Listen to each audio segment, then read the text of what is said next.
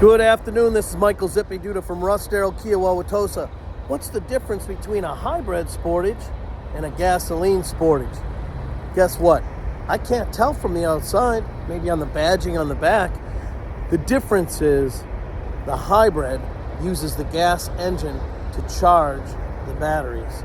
Then it uses the batteries at low speed to drive the car to save you gas. That's the difference between a hybrid and an old gasoline 100-year-old technology car.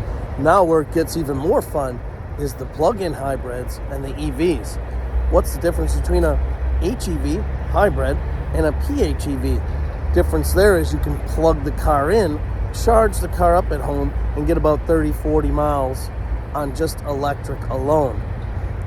Then obviously an EV is all electric. Hopefully this clears it up for you. If you have any questions, call me, text me. I'm here for you. Michael Zippy Duda, Russ Darrow, Wauwatosa.